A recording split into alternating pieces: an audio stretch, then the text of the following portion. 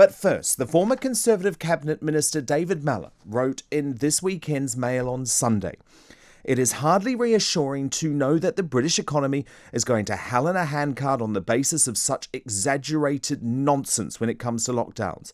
And yet Johnson, Gove and Hancock wolfed it down like starving animals. It's getting to the point in this pandemic where none of us can readily believe a word they say.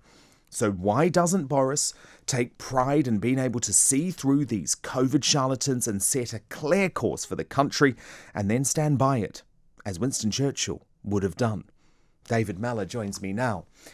David, I have to say, I let out a little cheer when I was reading your column on Sunday because I agreed with every word. And don't you think that this trust deficit is going to be increasingly difficult for the government when they're trying to convince us all to get vaccinated? I couldn't agree more. I worried I'd sat on the fence too much, but I don't think I did. Oh, no, you didn't do that. And you never do that, which is why we love you. Right. Well, look, I think the problem is that, look, can I just take you back 30 years, just Yes. in a hurry? AIDS, another coronavirus. Mm-hmm. And there was a time at the beginning of AIDS when people thought it would get through the whole general population and lots more people would die. And AIDS, much more horrible thing than coronavirus. Norman Fowler, the first health secretary who had to deal with AIDS, took advice and decided the way to deal with AIDS was calmly to indicate to the at-risk communities what risks they were running and how they could minimize their prospects of catching the disease by actually taking sensible precautions, not sharing needles if you were a drug addict, etc., etc. And I was part of the second generation of ministers who dealt with that. I was deputy to Ken Clarke. And we just tried to deal with this thing in a rational way, avoiding the real problem, which was propagandizing about how awful it was that people took drugs or had gay sex to, whiskey-sodden old colonels in Hampshire. What we wanted to do was not to address the wider public. We wanted to address the community at risk.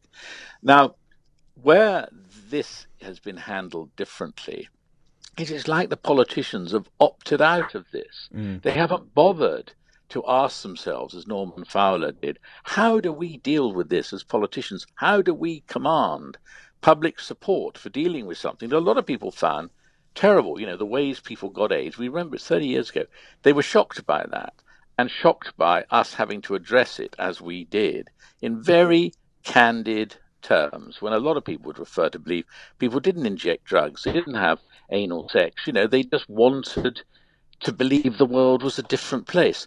What I find so depressing and distressing about this particular mob, none of whom, by the way, would have held senior office under Margaret Thatcher, let me just make that absolutely clear, is that they have opted out of the decisions. They've got these groups of often competing scientists. So when they say, oh, we follow the science, like hell they do. What is the science? There isn't the science. There's a mass of people with different opinions about what the scientific truths are. And what we've got ourselves into is a situation where Chris Whitty has consistently peddled the most extreme cases.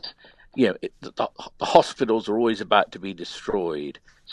Deaths are suddenly going to go through the roof. The number of cases are going to overwhelm the NHS. None of that has happened. I mean, do you realize, and I will shut up because I'm being too voluble, forgive me.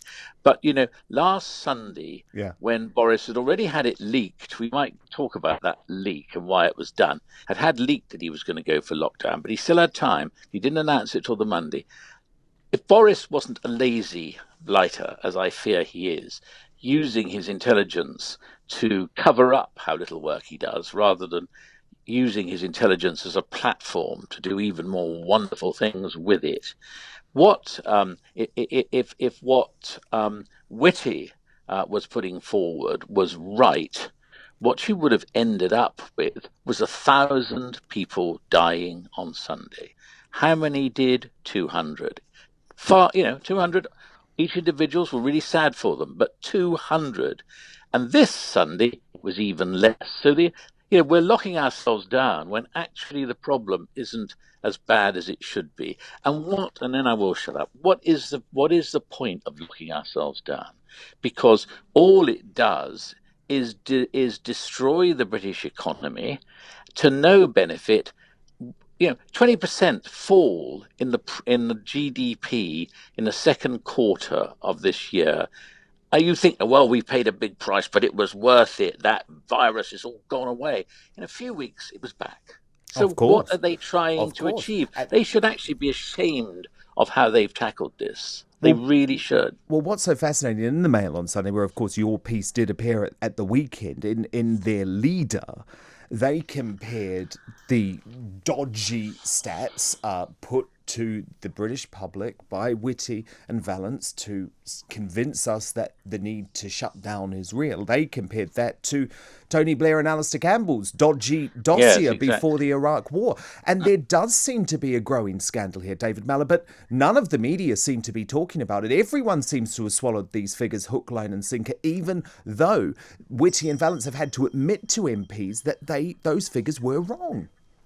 Yes, and of course, but you see, why do we know the names of Whitty and Vallance? They should be nice people who go into work in bad suits and basically just, advise So ministers. it's not their fault. It is their fault, but what they shouldn't be is given prominence. It's like Boris has done a subcontracting deal with Whitty and Vallance, where they basically take over a big chunk of the government's responsibilities, and then these hopeless ministers go on the television saying, "We're following the science." All lies, I'm sorry to say. But you know what I think the most cynical thing, and that's why I think, for cynicism, what has been happening here is even worse than, the dodgy dossier and the Iraq war that Tony Blair and Alistair Campbell did what they did over. The four ministers met together before the weekend, not this weekend, but the one before they announced what was Yeah. going to happen. They met on the Friday. Boris, a reed shaken by the wind, okay? Boris gets shaken in the direction of associating himself with Gove and the Health Secretary, both of whom were, for whatever reason, totally committed to the most extreme view it was possible to take. Boris joins them. And the whole thing was to be announced on Monday. But what happens? It's immediately leaked. Now, why was it immediately leaked? My guess, and it's not only my guess, other people think so too, it was immediately leaked so that Boris would not, it would keep Boris honest. He wouldn't dare change his Yeah. mind because it was all already known to the public. Well, the Daily Mail reporting today that the Prime Minister felt bounced into locking the country down. But surely what he should have done is been honest with the public and said, no, I'm not actually ready to make this decision, and potentially tried to sack whichever minister just leaked his private decision to the press. I mean, I said in my piece that, there are four people in a room, right?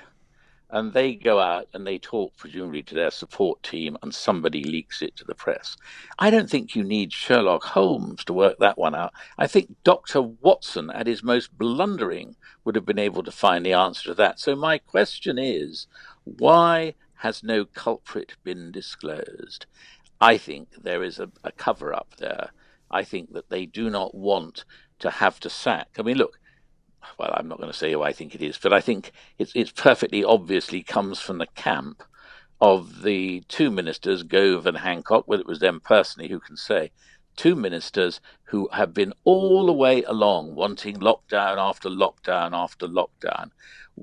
Why it has not been announced is presumably because Boris, in his present insecure state, doesn't want to sack Gove, doesn't want to sack Hancock, but he would have to if it was one of them or one of their support team. He would have to.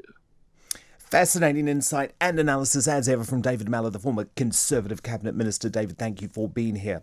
So, our question of the day, do you believe a potentially successful vaccine could see us return to normal life in 2021?